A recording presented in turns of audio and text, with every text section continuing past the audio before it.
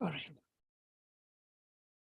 Om Ajnanatimirandhasya Jnananjana Shalakaya Chakshurunmilitam Yena Tasmai Shri Guruve Namaha Shri Chaitanya Manobhishtam Sthapitam Yena Bhutale Swayam Rupaha Kada Bhayyam Dadati Swapadantikam Vandeham Shri Guru Shri Yutpad Kamalam Shri Gurun Vaishnavamscha Shri Rupam Sagrajatam Sahagada Raghunathanvitam Tam Sajivam Sadvaitam Savadhutam Parijjana Sahitam Krishna Chaitanya Devam Shri Radha Krishna Padam Sahagada Lalita Shri Vishakhanvitamscha He Krishna Karuna Sindho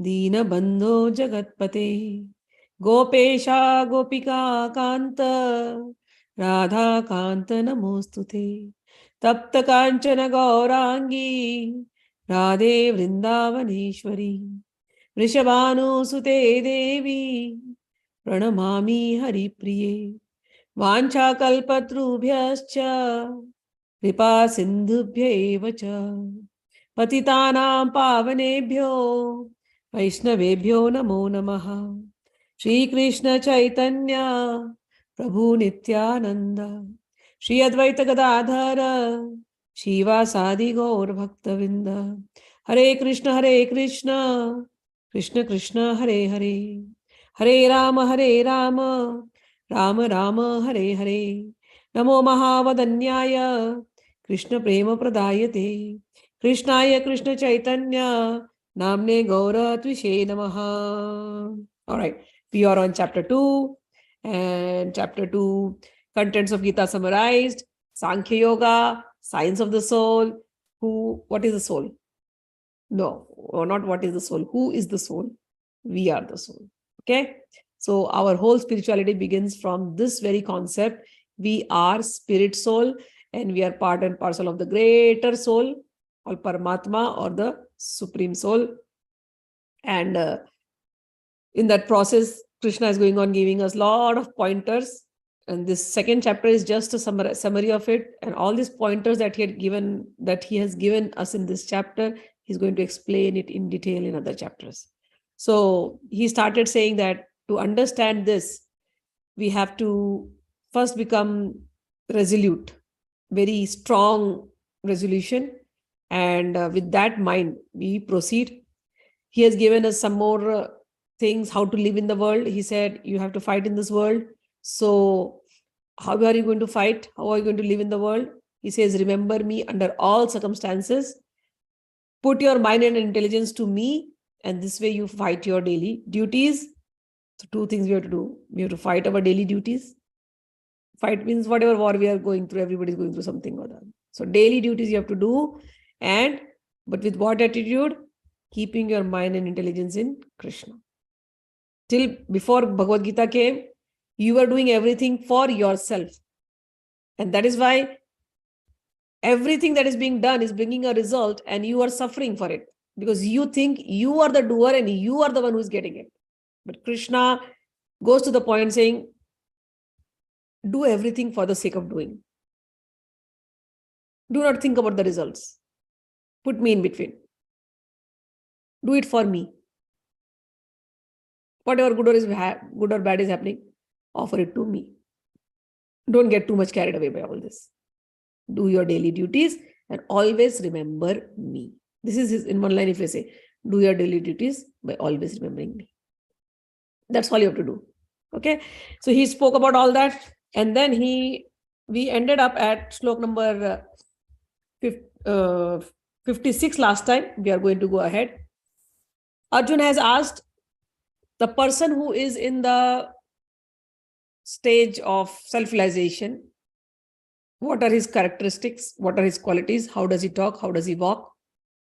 And Bhagwan has given replies. It is very, very important because we are on a spiritual path. And in today's world, because there are so many gurus available, there are so many contents, and people hear so many people, and people read so many books instead of actually approaching the gurus. And the gurus also, they dangle the carrot of enlightenment, and many students get misguided. And gurus will give some great speeches. They're very great orators. I have heard some gurus saying, they're enlightened by themselves. They don't know Vedas, they don't know Purana, they don't know Bhagavad Gita. I've heard gurus, modern day gurus, talking like that. And many young people and people who do not know, they get impressed by that. They get impressed by the personality. But then eventually they go with that glamour. But then when they return back, they're led nowhere. They haven't gotten anything. Because all the knowledge of the world is there in Gita. And Bhagwan Krishna is the highest guru. He's giving to us without anything. He's just given it to us. Right before the war, he's giving this knowledge to Arjuna. So all the knowledge that a spiritual aspirant wants, a spiritual seeker who is in this path, all the knowledge is given in this Gita. The only problem is the gurus today, modern gurus, they don't open up Gita. And they delude the mind of the seeker to their own personality, which is very wrong. If the guru can just give this Gita, then whether the guru is alive or not, and if the student has understood the Gita very well, that's it, his work is done. In the previous classes, I explained about 4 types of gurus. One is the guide, who is guiding you all the time. One is through whom you listen. And another one is from whom you're learning the scriptures. And the 4th one is from whom you get your initiation. So all these 4 types of gurus, their one job, they should all have one goal. They should all take you towards your inner guru, Chaitya Guru. The 5th guru is the inner guru, Sri Krishna. He's always there. Even before all these other gurus met you, your Chaitya Guru, your inner guru is always there, who's Krishna, is always there with you. But living in the world, you forgot him. So all these external gurus are doing only one work. They are taking you towards that inner guru, because this external gurus found the inner gurus. So they are taking you towards the inner gurus through all these pages of Gita. Bhagwan is talking.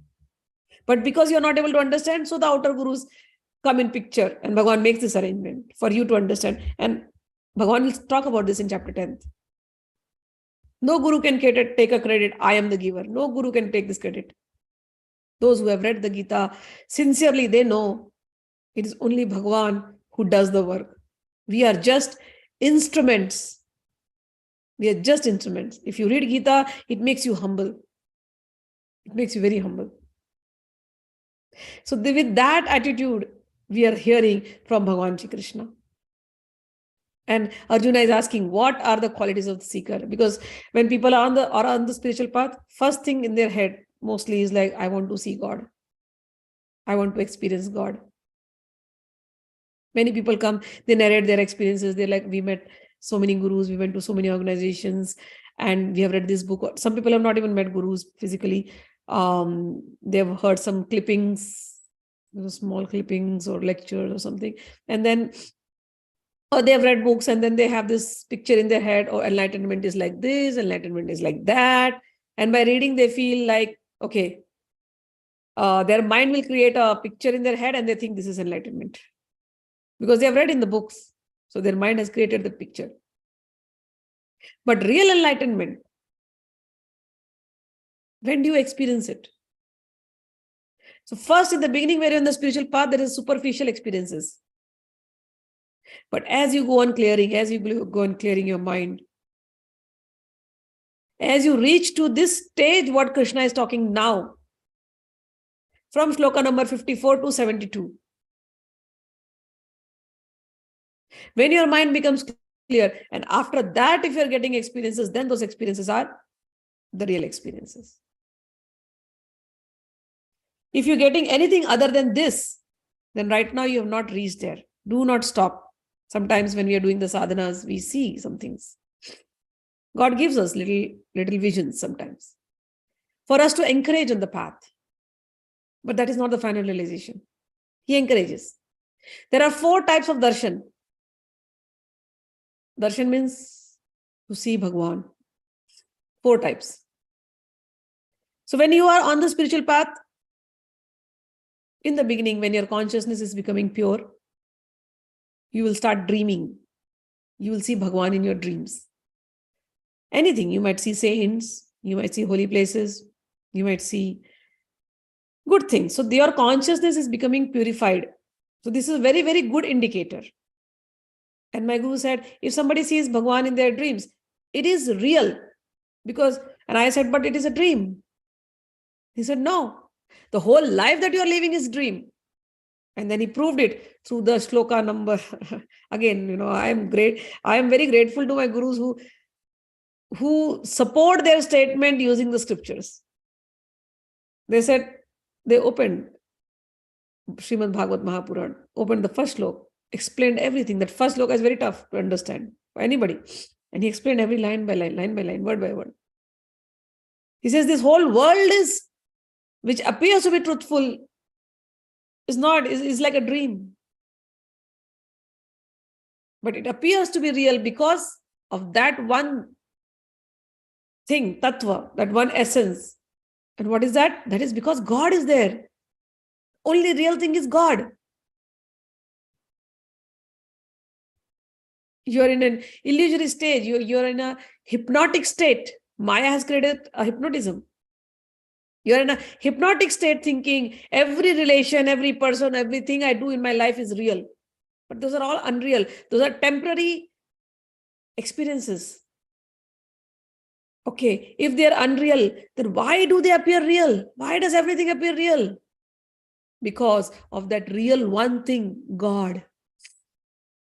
And that is why the sages, when we read the Srimad Bhagavad Mahapuran, the bigger book, this is Bhagavad Gita. The Bhagavad Mahapuran is a big volume. First shloka starts with that. Satyam, and it ends with Satyam Param Dhimahi. Let us meditate on that eternal truth, because of which everything appears truthful. And from there they start talking. The sages start talking from there. And then the question posed is, Bhagwan had come as Krishna, and he disguised himself so well that even though he performed so many great things, nobody could realize that he was there. A handful of people could find out, God was there with us. Can you please tell us about Krishna, who came like this along with his brother Ram? Ram means Balram. So they start from, sages are inquiring, Satyam Param Dhimahi, let's meditate on the truth. And then they come to the question, that truth had come as Krishna. Please talk to us about the glories of Krishna. And Bhagwan and Vyasdev says, yes, Krishnastu Bhagwan Swayam. And in Gita, wherever Krishna is speaking, he says, Bhagwan uvācha, Bhagwan uvācha. Bhagwan is saying, Bhagwan is saying.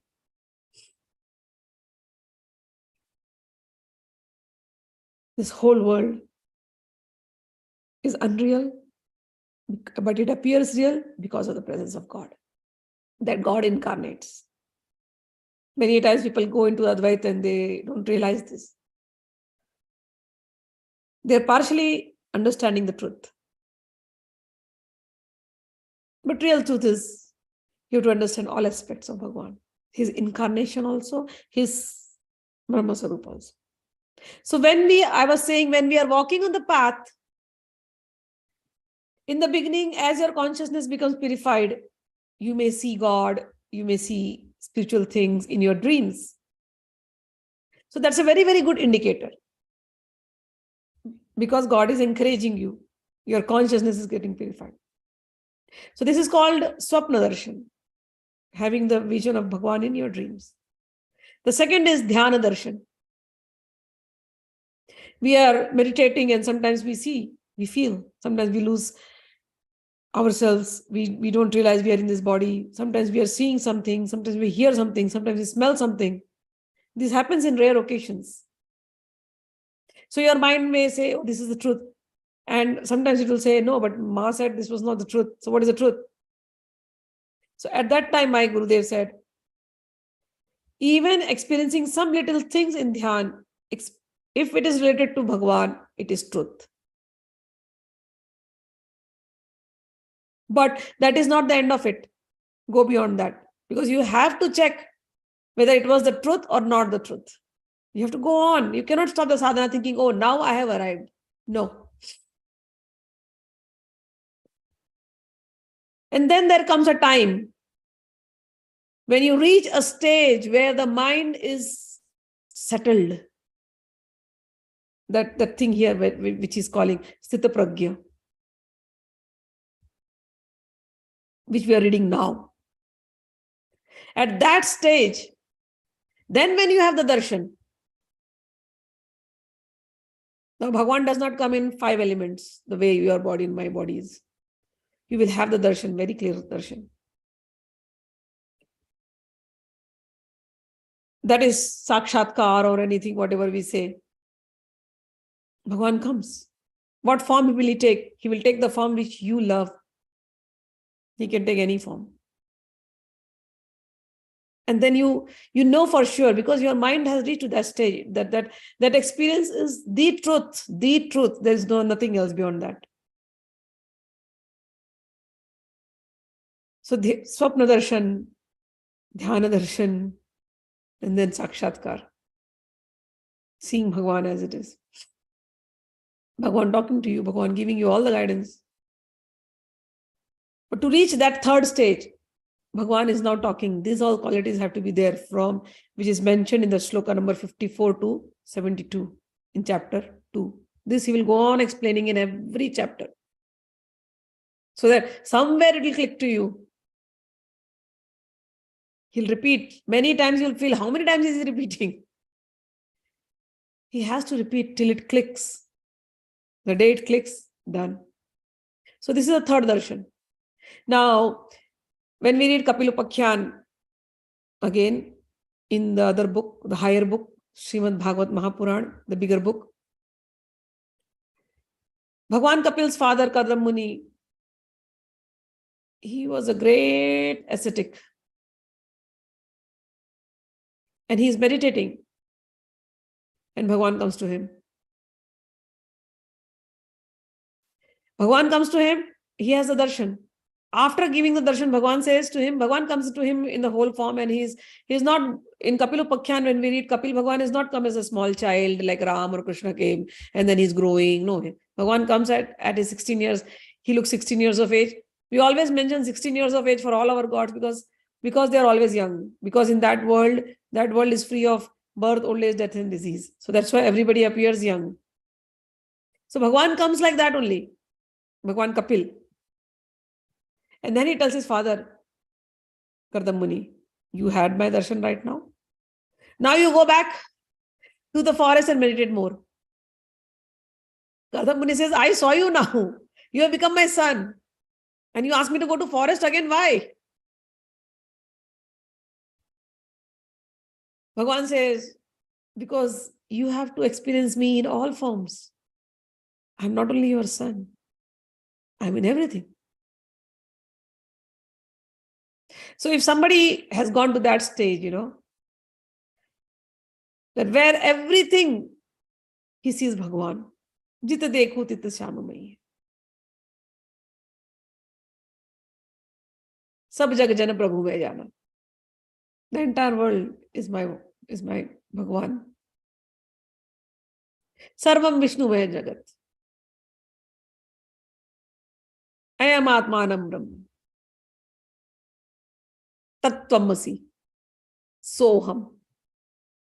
Wherever I see, I only see either the expansion of the Paramatma Tattva, Brahma Tattva, or I see, Tattva means essence. Either I see, or I see just my Lord everywhere. That realization is the final realization. So Bhagwan says to Kardam Muni, you go and get that final realization. It's 4 realization I told you. People talk about darshan. This is the 4 darshans. And trust in all the 4. If you get got in dream, trust. If you see Bhagwan, trust. If you see in dhyan, trust. But these are not final. Okay. Third one is when Bhagwan will come. And that for the third stage, nirvana has to happen. And that nirvana is this stage. And beyond that, you have to realize God in everything. The other one is very easy. But for this, going to the third one is the main hard work that you have to do. Okay. So Bhagwan says, what are the qualities he will say? O Parth, when a man gives up all varieties of sense gratification, give up, which arise from mental concoction, when his mind, thus purified, finds satisfaction in the self alone, then he is said to be in pure transcendental consciousness, sthitiprajñasya. So these are the qualities. Next, one whose mind is not disturbed in the threefold miseries or elated when there is happiness, who is free from attachment, free and anger, is called a sage of steady mind. So you want to have the final experience? First quality you have to do is steady your mind. Many times spiritual seekers, they get restless. When will I get to see? Will I get to see? I'm like, leave that also aside. Leave that. I'm telling you, the Guru gave you a technique. Whatever the technique is, or Guru gave you a mantra. People, sometimes they are like, oh, which technique is better technique? I'm like, all techniques might work if you just understand the Gita. And the Gita tells you to steady your mind. Your mind is just going on here and there. Which technique, which Guru, which mantra. I am telling you, I have done techniques where there was no mantra, there was no God, there was nothing. I found the truth from there also. And I found the truth from the mantras also. I found the truth through different gurus also. But again, like in Tantra, for Tantra, when my father was my greatest guru, he gave me all the knowledge of Tantra. Through him, I found other gurus. And Baba Bhutnath ji, he was the greatest miraculous guru I've met. After meeting Baba Bhutnath ji, that one meeting was enough for me, for life. I saw many siddhas, but nobody can come closer to Baba Bhutnath ji. Nobody. So there I settled. Then no shopping here and there for finding the greatest guru. The mantras which my father gave, it worked. I got it. Then no going here and there. The trust works. So many people came to my father, they learned, they left. So many people came questioning, they saw, they left. There were so many very close to my father, they couldn't learn anything. I learned. Because the trust works. Trust towards the Guru.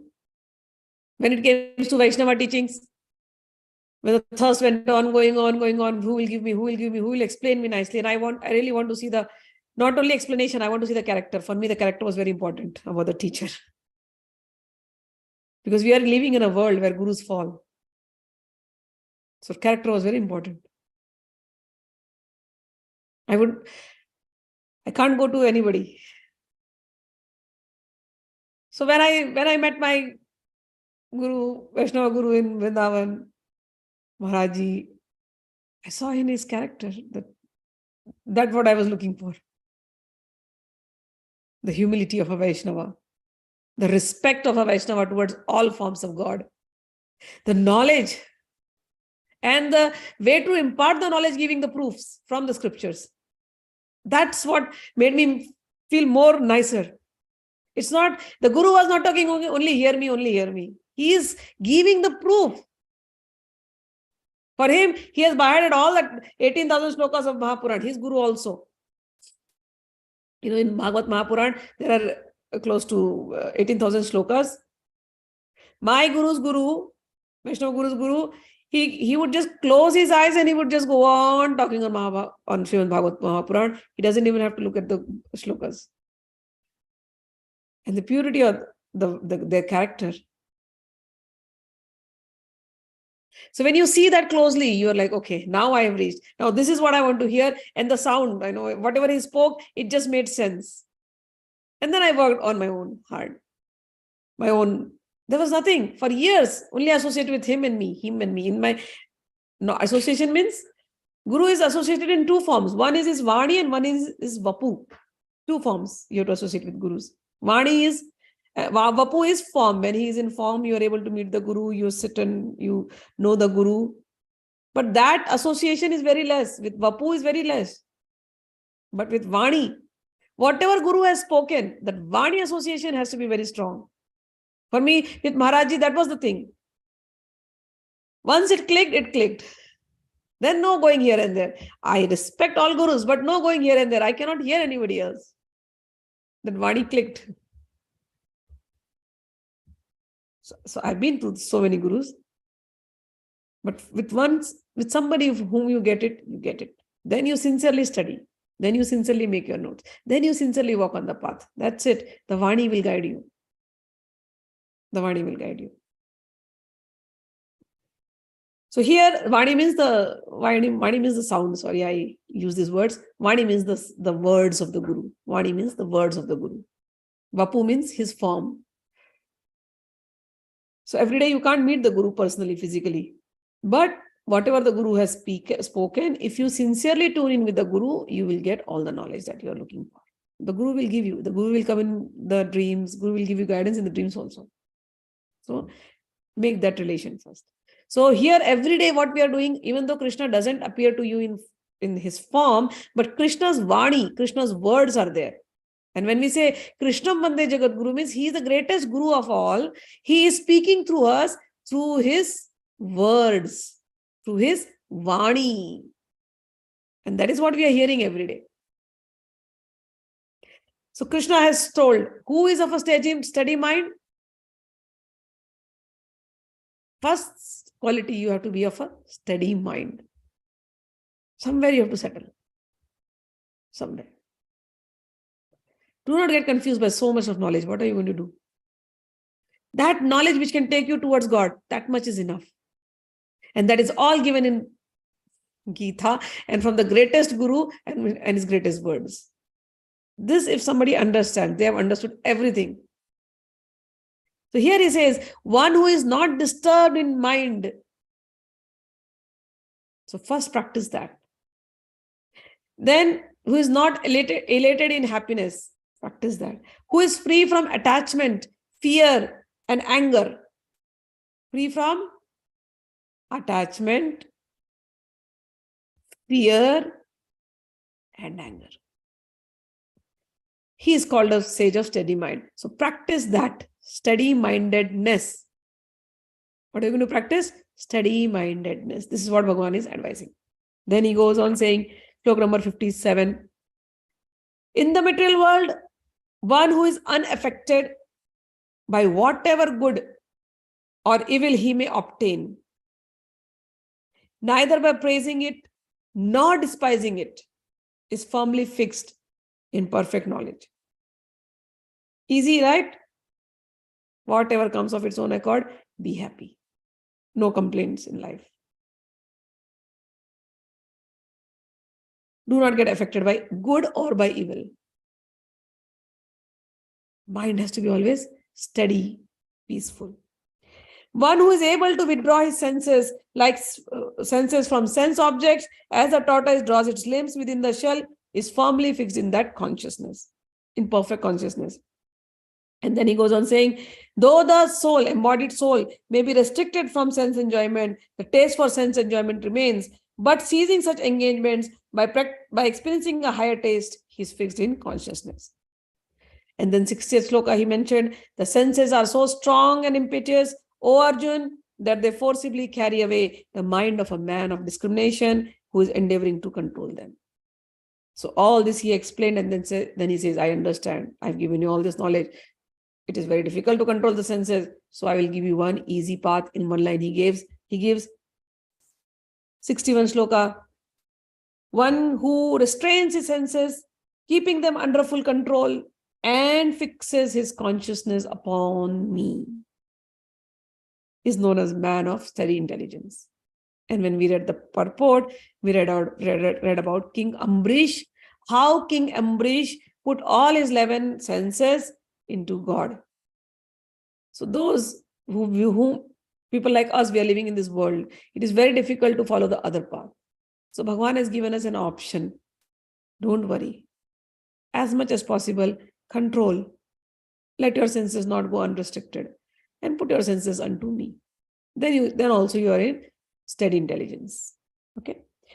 And then he goes on, why you must control? Why you must control your senses? He's explaining that you are putting your senses to get some pleasure. You see something, you want some pleasure out of it. You hear something, you want some pleasure out of it. You eat something, some pleasure. You go for pleasure, you're looking for happiness, you're looking for peace, but you don't get it. Why? So here he is explaining that. While contemplating the objects of the senses, Shloka number 62, Dhyayato Vishayan Pumsa Sangasteshu Pajayate Sangat Sanjayate Kama Kamat Krodho Abhijayate. He says, while contemplating the object of the senses, a person develops attachment for them. The more you contemplate, I want this, I want this, I want this, you develop an attachment. If you don't get it, then you're upset, you're angry, you're frustrated. You like some person, you don't get that response. Angry, frustrated. You want to buy something, you don't have the money in your pocket. Anger. You start cursing yourself, cursing others. So here he's saying one has to control like this. You have to watch, be watchful. So while contemplating the object of while contemplating the objects of the senses, a person develops attachment for them, and from such attachment, lust develops. And from lust, anger arises. So you have to first control your senses. Lust develops. What is lust? In Hindi or in Sanskrit, the word is vasana. In English, they say lust. But in Hindi, it is vasana. And vasana has a much deeper meaning. Lust cannot convey what vasana conveys. Vasana means you have deeper desires for things stored in your subconscious mind. Some people just want power hungry. So in English, are you going to say they are lusty for power? I don't know if that is the right statement. Are they lusty for power? No, they are greedy for power. They're hankering for power. So that greed for power is a vasana, that greed. That is deep-rooted in the subconscious mind from many lives. It's in the seed form. People are lusty about women, or people are lusty about men, women, whatever. Lusting. We lust towards the other sex. That is calm. So that deep-rooted desire, that is vasana for opposite sex or same sex, whatever. That is vasana. Some people are not power hungry. Some people are not hungry about all these things, but they are hungry for money. So vasana for money. They are not lusty about money, but they are hungry about money. The right word, lust, does not describe what I'm trying to say. So people are power hungry, people are craving for money, people are craving for men, women. So these are the things. They are deep-rooted in your subconscious mind in seed form. This deep-rooted seeds is called vasana, or whatever is called lust. So if somebody is craving for money, he doesn't get money, he's angry. If somebody is craving for some human company, if they don't get it, they get angry.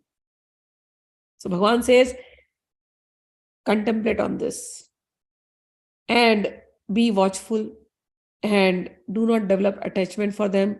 And because from such attachment, lust develops, and from lust, anger arises. And in 63, he says, Krodhat bhavati sammoha smriti vibhrama, smriti bhramshat buddhinasho, buddhinashat pranashyati. From anger, complete delusion arises. And from delusion, bewilderness of memory. And when memory is bewildered, intelligence is lost, And when intelligence is lost, one falls down again into the material pool. So Bhagwan is warning. Be watchful of your senses. Do not develop an attachment. Do not sow the seeds of lust in your subconscious mind. Because if you focus on this, then anger will increase. If frustration will increase, if you don't get what you're looking for. And if anger increases, frustration increases, then you will be bewildered. You will not know what is right and wrong. You will take wrong decisions and you will fall again into this material world.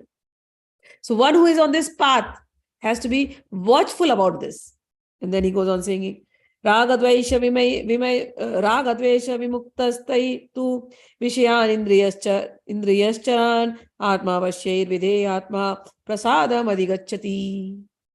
But a person free from all attachment and aversion, two things he's trying to stop asking us. Attachment and aversion. We have to be free from this. And able to control his senses through regulative principles of freedom can obtain the complete mercy of the Lord. So he's asking us to, if you want to get the mercy of Lord, or if you want to first clear off your mind, two things you have to really be watchful: rag and dvesh, or attachment and aversion. What is rag? Rag means when you are wanting something and you, whatever you like, if you get that thing, you develop an attachment. So much attachment that if that thing is lost, you lose your mind now. It happens. People get attached to little small things. Little small things. I know a friend, she had a keychain. Her sister had sent her from somewhere. So she was attached to that keychain. And somebody else just took the keychain and the keychain fell down and the keychain broke. That's it. This friend got so angry. You broke my keychain. She's like, I'll buy you another one. She's like, it's not about buying. I had kept it for so many years. You were so careless. For the other person, the keychain doesn't mean anything. But this person, the attachment is the main thing. And with that attachment, the anger, and anger speaking so many words that you hurt the other person. And the other person is thinking, what? It was just a keychain. And the other person tells me, what? It was just a keychain. Why she had to get so angry for a keychain?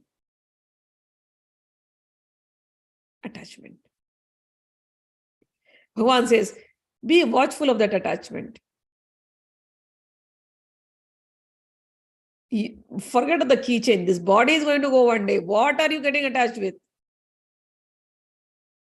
So things that you like, if you get, you develop an attachment towards them. That is rag. And things that you don't want to happen in your life, and they keep happening. What you resist will persist. They keep happening over and over again. You don't want them, but they're happening. And every time you get angry, hatred, that is aversion.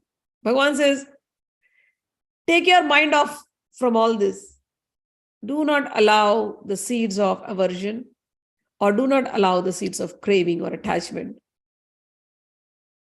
to be deep-rooted in your subconscious mind. Be watchful of that. So there is a whole, how to be watchful. There you have to go on analyzing everything, and then that is how you will change. So that we will learn slowly as we, here Bhagwan has just started, he's just giving us a line, and from there he'll go on developing, but we will discuss on those, how to be aware of attachment and aversion. Okay. Bhagwan says, those who can control this and control their senses, control their anger, control their greed, who can be detached, they are qualified to get the mercy of the Lord. And then he goes on, for thus once satisfied in Krishna consciousness, the threefold miseries of material existence no longer exist. In such satisfied consciousness, one's intelligence is soon well established. 66. Nasti buddhir yuktasya na cha yukta sabhavana na cha bhavayata shanti asantasya kutha sukham. Bhagwan says, one who is not connected with the Supreme who is not connected with the soul, or who is not connected with Krishna. They cannot have transcendental intelligence. To make it easier, it is very easy to connect with something. Mind is going everywhere else. It's going on so many things. So now because it is going on so many things, you're developing these things, rag and dvesh, attachment and aversion. So now when you get this lecture, okay, I have to control my mind. Where to take the mind then? Where will the mind go crazy? Where to take it? So there are two ways. Either take it to your heart or here and focus on that soul, that you are a soul. Or if you want to keep your eyes open, focus on Krishna. You want to eat prasadam? Eat prasadam. If you want to keep your ears listening, focus on Krishna stories. Somewhere the mind has to be fixed. Either fix it on your soul and realize yourself, or fix it on Krishna and realize that Krishna is the soul and Krishna is the super soul and Krishna is the Brahma. Either ways. Follow whichever path you want to follow. Bhagwan says, because if somebody is not doing this, then they won't have a steady mind. And without a steady mind, there is no possibility of peace. And if there is no peace, how is there going to be any happiness? You're looking for happiness. So to have that happiness, it starts by controlling your senses and your mind and fixing it on either yourself, the soul, or fixing it on Krishna. One of the things. And then he goes, Indriyanam hi charatam yo yanmano anuvidhiyate tadasya harati pragyam vayu navam ivambasi. He goes on saying, as a strong wind sweeps away a boat on the water, even one of the roaming senses on which the mind focuses can carry away a man's intelligence. So after all this, you have to control your senses. And he says, very careful. All the senses. Because if you let loose even one, you will fall down. Just like a strong wind will sweep away a boat on the water. There was once a monk in Buddha's group. He was a Buddhist, practicing young monk. And these lectures are going on.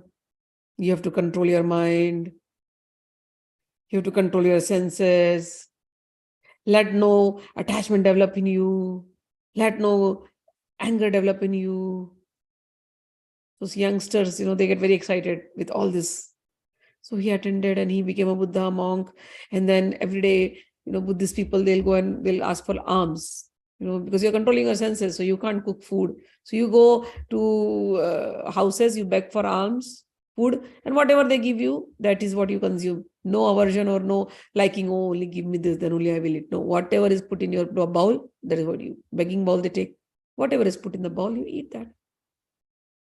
So one young monk, he would take his begging bowl, go to all these houses to beg in the morning. And one lady was there in one of the houses, and this lady just likes him. Oh, what a young, nice looking monk. He comes in an orange robe and with his shaved head, and he looks so good. Why has he become a monk? If he was not a monk, I would have tried.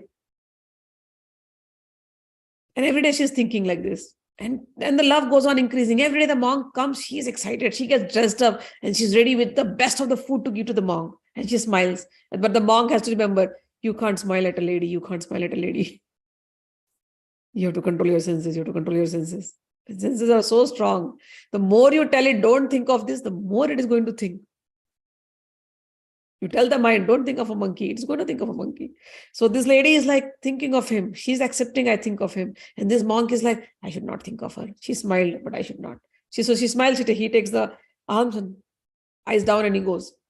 Every day. But how? The Cupid, when it acts. So poor guy is trying to, control his senses. Goes to the Buddha, listen to the lecture, control your senses. Next day again comes. This lady is again ready dressed up. Only for that 2 minutes he will come. She wants to talk. But this guy is like, no, you can't talk, because if you talk, you may fall down. Buddha said, go back. This lady starts the vibe, vibe. You understand the vibe, right? It's very easy for youngsters to know each other's vibes. This lady is like, oh, he gives me a side glances. He wants to talk, but maybe he's in the orange robe, the maroon robe. That's why he's not talking. But I want to make an effort to talk to him. At least I want to hear his voice. So then one day he comes for the alms, and this lady is like, can you give me some teachings what Buddha is giving you? So this man thinks, okay, this is good. She wants to know about Buddha's teachings. And the story starts from there. And he gives Buddha's teaching. And this lady looks at him, and the way he's speaking, Buddha's teaching, instead of thinking of the Buddha, this lady only wants this guy. She only sees Buddha in this guy. This guy is still not a Buddha, but she sees Buddha in that guy. And the lady is in love with him. And this guy is also coming every day. Every day he's going to Buddha to learn something to tell to this lady. See how the mind is falling down. Every day he has to learn something, because he has to give something new to the lady. So many days, many months pass like this. But this lady has to break the ice. Something she has to do. So she spoke to her friend. What do I do? I just want to spend one night with him. That's all I'm dreaming of. I can't be without him. Every time he comes, he only speaks of this Buddhahood. I understand, but I just want to hear his voice. But what should I do? Tell me, give me some trick. So the friend is an expert. She's like, yeah, make a good food for him. He comes for begging, right? Tell him, ask him one day. I will give you food for you also and your whole company. Why don't you sit with me one day and eat? And when he's eating, offer him wine. See, try. Or maybe you can mix the wine in some fruit juice, give him. Lady says, yeah, I'll try. And the next day the monk comes and the lady is like, I made food, but you have been talking to me for so long. At least by now you must trust me. Can you just sit one day and eat? All I'm asking you is just sit and eat with me. He's like, okay, I will accept. And he sits down to eat. What is the harm in eating together? Now you know this lady for so long. And you have been doing satsanga. And then they eat. And while they're eating, satsanga is forgotten. This tongue is very, very clever. Satsanga is forgotten. While you're eating, you're discussing the qualities of the food and how she made. Sometimes it comes, right? I want to kiss the chef's hand. What kind of food? I've never eaten such sumptuous food, especially when you are living on begging. And the food goes on, and the talks goes on and on and on, and then the jokes go on. Then one day you eat food, the next day also you eat food. Then every day you are eating food, and then 1 week, 10 days pass on eating food, laughing. Now you become friendly with each other. Now you're talking jokes. Satsanga is gone. Completely. It is only when you are sitting with Buddha. But when you're sitting with the lady, it's laughter, it's joy, it's fun. And one day, the lady offers wine. She's like, this much wine will not do. Anyway, it's cold. It will help you. Please have it. That's it. You had the wine. Then the whole night is spent in the lady's house. Next day, this guy gets up. He's like, what did I do? What did I do? I just broke the vow. He goes to Buddha, begs for forgiveness, and tells everything. So this is the situation of the mind. The story is one little guard goes down. That's it. You're caught up in the world again. Always. So on this path, especially the spiritual path, now with the path which we are discussing, which Bhagwan is discussing, is the hard path. You have to be always on the guard, always looking at where your things are going, always on the guard. It's a very hard path. It's very difficult. There are always chances of falling, and you won't even realize when you fell down. You won't. It is so smooth and subtle. There are then comes the other path, the bhakti path, which God will discuss, because here in this chapter, only in one shloka he has said, don't worry, put your senses to me.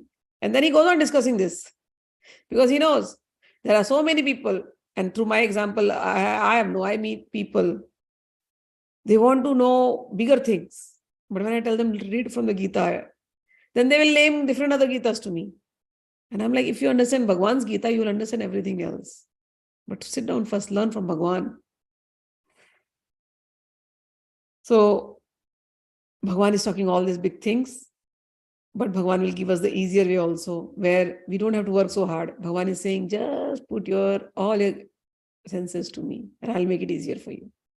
So here, in this chapter especially, he's ending up with that other Sankhya Yoga, or Jnana Yoga, or knowing that final stage, what the Jnanis, what the knowledgeable people are talking. So he's talking in that language today.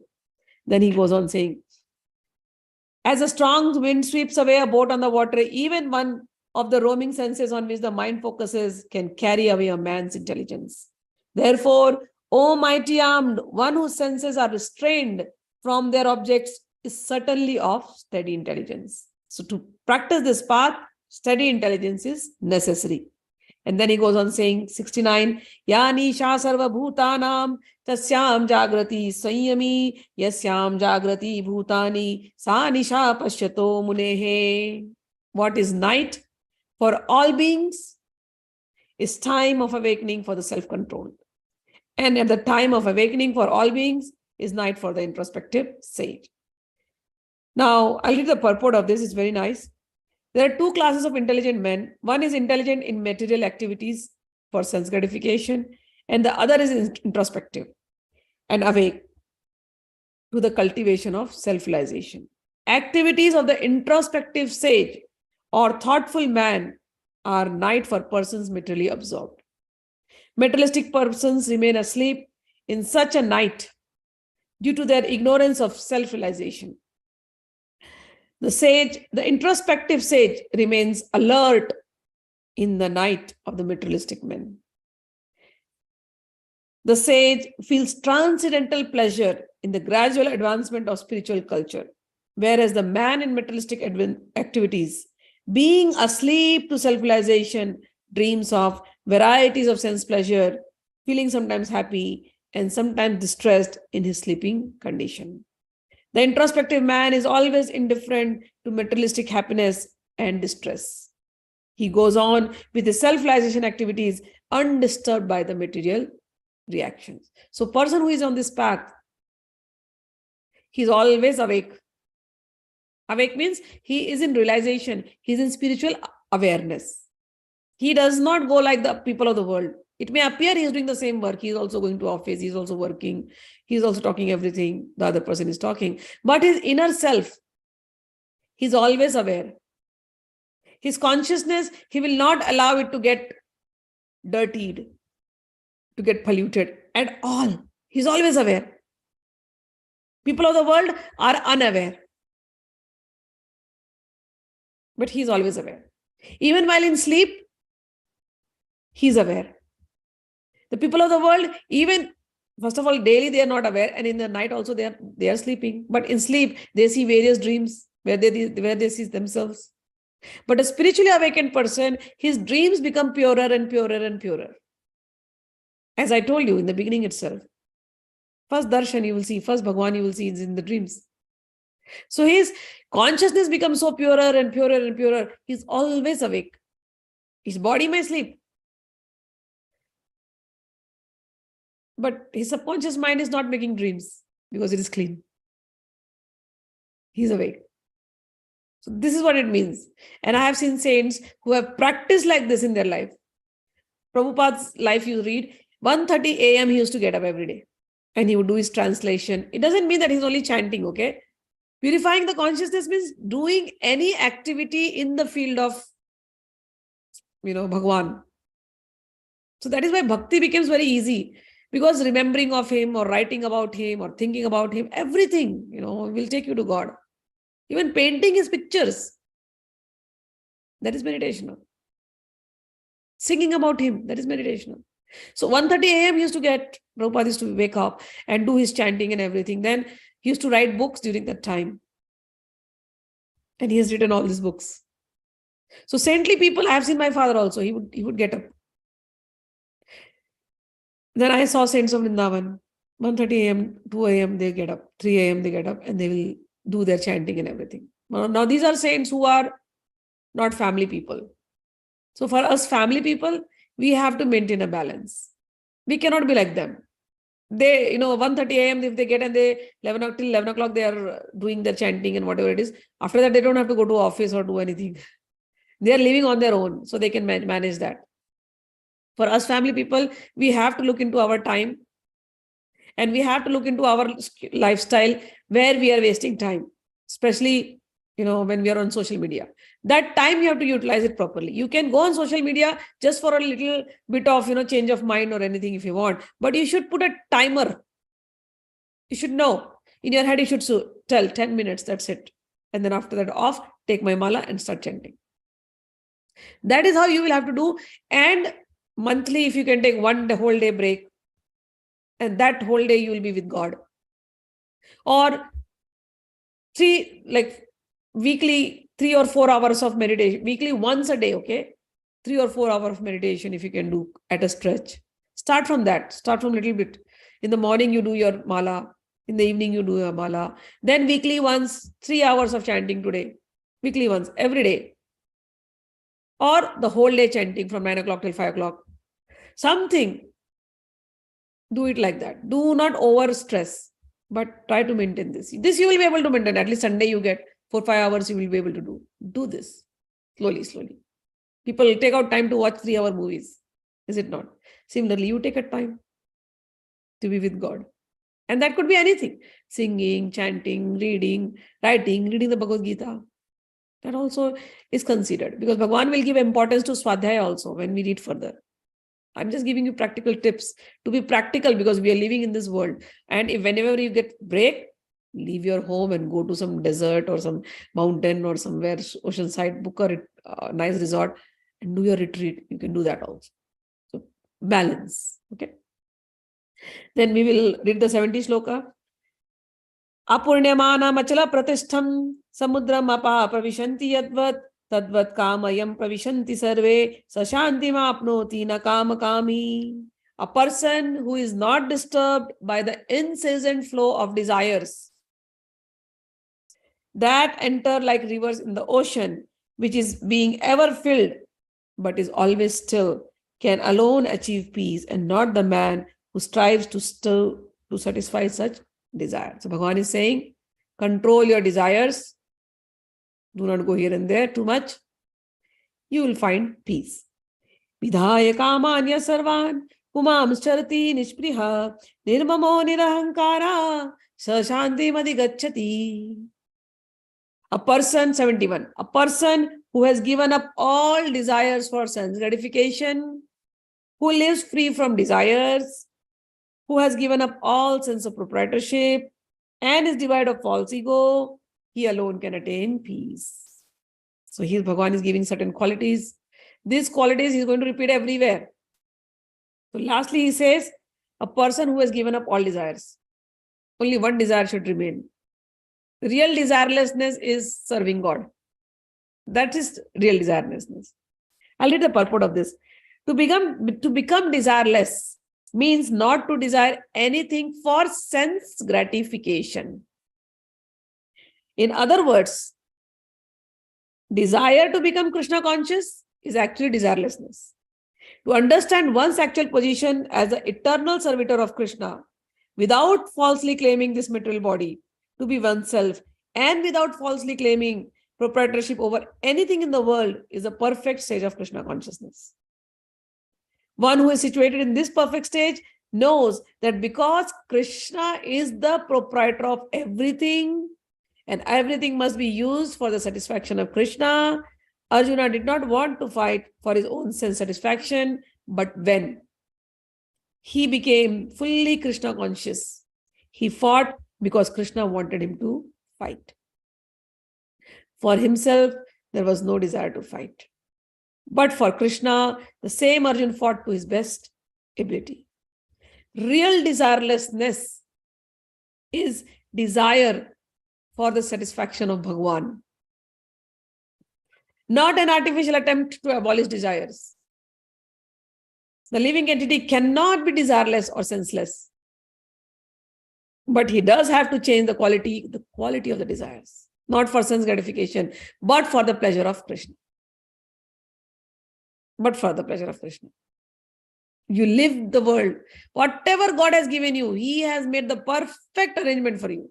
Whatever people are surrounding you, God has made the perfect arrangement for you to grow spiritually.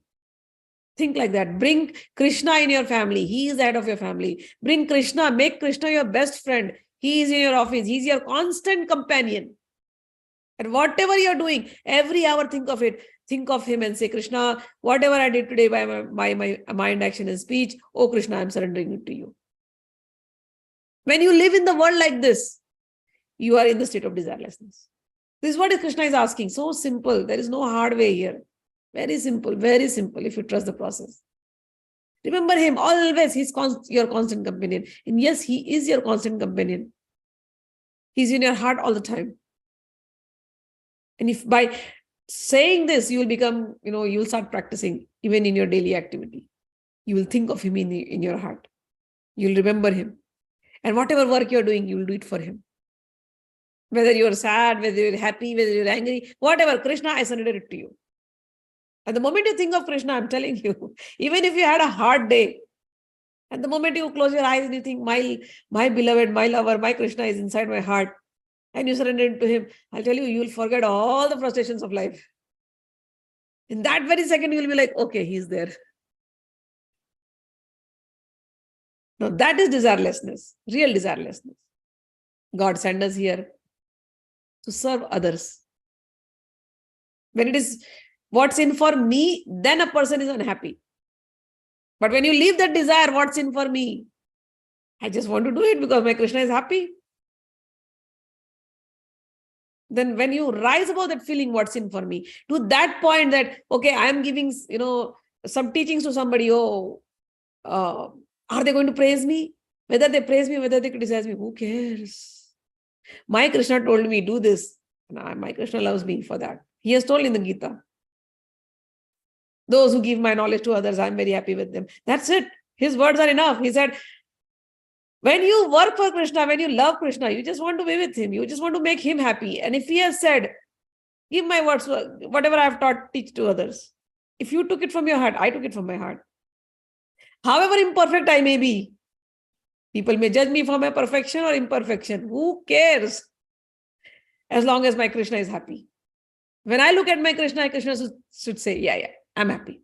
Whether I'm perfect or perfect, it doesn't matter. And Bhagwan says that in Gita. Now, this is desirelessness. When there is no sense gratification, then you don't get affected by people's praises. You don't get affected by people's critics. You don't get affected by anything. Because you're not looking for anything. All you're looking is the smile on Krishna's face. I did it. And in my heart, when I think of Krishna, I surrender it to you. And then he laughs there. He smiles with you. And when nobody is listening, again you be with them, be with him in your heart. He's there always, always. Some people may say, oh, this is visualization. This is this. You try first. You're thinking, but you try whatever I do, I'm telling you, you do, you try. And then you tell me. Try it for 5 years. Not just 1 month, 2 months, and then I experience. No. 5 years like this. Constantly of him in your heart. And whatever you do, every hour think of him and surrender to him. For 5 years at least. And then you come and tell me whether you experience him or not. First you'll be bewildered. First you'll be confused. Really this is happening? But it'll happen. So real desirelessness is desire for the satisfaction of Krishna, not an artificial attempt to abolish desires. The living entity cannot be desireless or senseless, but he does have to change the quality of the desire. A materially desireless person certainly knows that everything belongs to Krishna, and therefore he does not falsely claim proprietorship on anything. This transcendental knowledge is based on self-realization, namely knowing perfectly well that every living entity is an eternal part and parcel of Krishna in spiritual identity. And that the eternal position of the living entity is therefore never on the level of Krishna or greater than him. This understanding of Krishna consciousness is the basic principle of real peace. And this stage is called Brahmi Sthiti. We will end up with the last slok. Esha Brahmi Sthiti Parthanainam Prapya Vimuyati Sthitavasyam Mantakale api Brahma Nirvanam Richati. That is the spiritual and godly life, after attaining which a man is not bewildered. Means being in the stage of desirelessness, being away from grief, fear, anger, being away from attachment, aversion. Somebody who reaches this stage of desirelessness, this is called Brahmi Sthiti. His heart is clear, his mind is clear, and he's always in the Brahma. People call Brahma emergence. He's always with the Brahma. Brahma means experiencing his soul everywhere. So Bhagwan says, anybody who has experienced this through this body, he is not bewildered at all. And if one is thus situated at the hour of death, one can enter the kingdom of God. I'll read the purport of this because they have taken a name of one king. His name is Khatwang. Khatwang was fighting, and then after the fight happened, he realized that he had only 48 minutes to live. And then he said, I have only 48 minutes. Now let me just remember Bhagwan. And he remembered Bhagwan and he was liberated. So at the end of your death, somebody somehow has to remember Bhagwan. That's all Bhagwan is saying. All this whole drama of life is going on. Yes, you are working hard to become self-realized, everything, great. Work hard. You will. It is not that it doesn't happen. It will happen. But even if it doesn't happen because your work was so much, the world pulled you. Even after that, if by the power of the satsang or something, if you are able to remember God at the end time, that's it. Your work is done. So here he says, one can attain Krishna consciousness or divine life at once, within a second, or one may not attain such a state of life even after millions of births. It is only a matter of understanding and accepting the fact. Khatwanga Maharaj attained this state of life just a few minutes before his death by surrendering unto Krishna. Nirvana means ending the process of materialistic life. According to Buddhist philosophy, there is only void after the completion of material life, but Bhagavad Gita teaches differently. Advait, also people are reading and they think there is only void after that. No. Bhagavad Gita, chapter 15, Bhagwan talks differently. He talks about this world is a reflection of that world. So here, actual life begins after the completion of this material life. For the gross materialist, it is sufficient to know that one has to end this materialistic way of life. But for a person who are spiritually advanced, there is another life after this materialistic life. Please mark this purport. Read it over and over again. Because Buddhist philosophy and Advaita philosophy, they will say everything is Brahma, everything is void. The small little Atma merges into the bigger Atma. But here it is not like that in Gita. There is a world beyond that. That first, here as Prabhupada is saying, it is good for people who are in the materialistic concept of life, first of all, for them to get rid of this materialism. And then to give them this idea, okay, you will be away from all this and you will be reaching to a place where there is pure peace. That is good for them. But then there is a life beyond this life. There is a spiritual life. There are dham, there are spiritual worlds. There is Mother's world. There is Shiva's world. There is a spiritual life out there. And Gita has given a hint of that. So for the gross materialist, it is sufficient to know that one has to end this materialistic way of life. But for a person who are spiritually advanced, there is another life after this materialistic life. Before ending of life, if one is fortunate enough and he becomes Krishna conscious, he at once attains the stage of Brahma Nirvana. If you know Krishna, you know Brahma, Paramatma, Krishna. Krishna is Bhagwan. So that is the easier way. There is no difference between the kingdom of God and the devotional service of the Lord.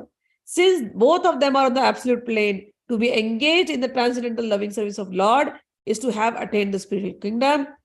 In the material world, there are activities of sense gratification, whereas in the spiritual world, there are activities of Krishna consciousness. Attainment of Krishna consciousness, even during the life, is immediate attainment of Brahman. And one who is situated in Krishna consciousness has certainly already entered into the kingdom of God. Brahman is just the opposite of matter. This purport is very nice, okay? Just by heart it. Brahman is just the opposite of matter. Therefore, Brahmi Sthiti means, memorize this definition when you are talking to people with Advaita and Buddhist philosophies, okay? Brahman realization, nirvana, means going beyond the materialistic life. Got it? So, Brahmi Sthiti means a spiritual sthiti, a spiritual platform. Brahmi Sthiti means not on the platform of material activities. That's it. As simple as that. So take this definition and take this quality of Brahmi Sthiti, what Bhagwan is explaining in 72 Shloka. When you talk to Advaita and Brahma people. Okay. Devotional service of the Lord is accepted in Bhagavad Gita as the liberated stage. If this was not the thing, why would Bhagwan talk of devotion? In chapter 12, he goes on talking. He talks about the qualities of devotees. If he was only Brahma, Advaita, why would he talk about devotion? Why would he talk about bhakta? Why would he say Krishna? Why would he say to Arjuna, Bhakto asime sakhame? Why would he do that? All these Advaitis and all this, they think they are very knowledgeable and they talk about Brahma. I got it. Ask them, why is Krishna saying, you are my bhakta? Because bhakta definition for them, it is like, okay, somebody is doing murti puja. Bhakta means my bhag, you are my part and parcel. And then forget about bhakta, he's saying, you are my friend. Why is he not opening the eyes of Arjuna? Arjuna, I am not your friend, you are not my friend.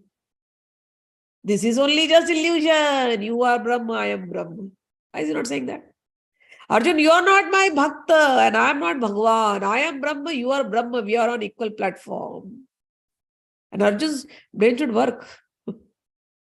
Till the end, Bhagwan is not saying that. He is explaining. But he's not. He's maintaining the duality from the first till the end. The first shloka starts with Dharma Kshetra. And 700th shloka ends with Nitir Mama. This is my Niti, my Dharma. That my of Bhagwan is always there. Not with ahankar, because he has told that to Arjuna also. Arjuna, you are also there.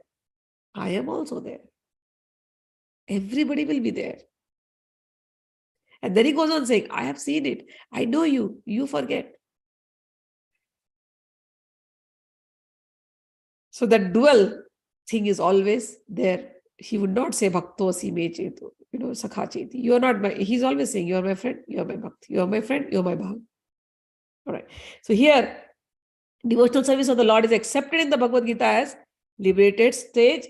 Sa gunan samiteyetan brahma bhuyaya kalpate. Therefore, Brahmi Sthiti is liberation from material bondage. By heart this definition when you are talking to people. Okay. Srila Bhaktivedanta Thakur has summarized this second chapter of Bhagavad Gita as being contents for the whole text. Now he will go on elaborating more. In the Bhagavad Gita, the subject matters are Karma Yoga, Jnana Yoga, and Bhakti Yoga. In the second chapter, Karma Yoga and Jnana Yoga have been discussed, and a glimpse of Bhakti Yoga has been given as the contents for the complete text. Thus ends the Bhaktivedanta purports to the second chapter of Srimad Bhagavad Gita in the matter of its content. So with this, we come to the end of second chapter. Tomorrow we'll start with third chapter, which is third, fourth, fifth are on Karma Yoga. All your questions on Karma will be answered. Saturday, I will keep it as a question answer session. If you guys have question answer, we will answer. If there are no question answer, then we'll continue with the third chapter. Okay. So let me see your comments and we'll end it up. Jai Shri Krishna, Hari Bol, Hari Bol. Okay. Your devotion is contagious, Ma. Only by your grace we can become like you, completely drenched in Bhagwan's love. Thank you for sharing practical tips for our benefit on your spiritual journey. May you become very much drenched. Now, Bhagwan ke prem mein. Yes, Aman Bhai, I pray for grace alone, so that we develop the same fire and madness for God, because this fire itself will take us till the end of our spiritual journey. Yes, yes. Bhagwan will take you to your spiritual journey. Don't worry. He's crooked. And my guru said, if somebody has heard of Krishna and somebody has eaten Krishna Prasadam, Krishna is crooked. And the heart is also crooked. He just enters your heart.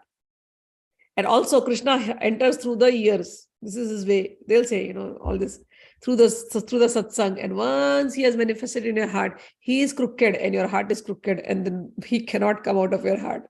So this is how Krishna's love is. He will always be there. He will not leave you till you reach the final goal. Okay.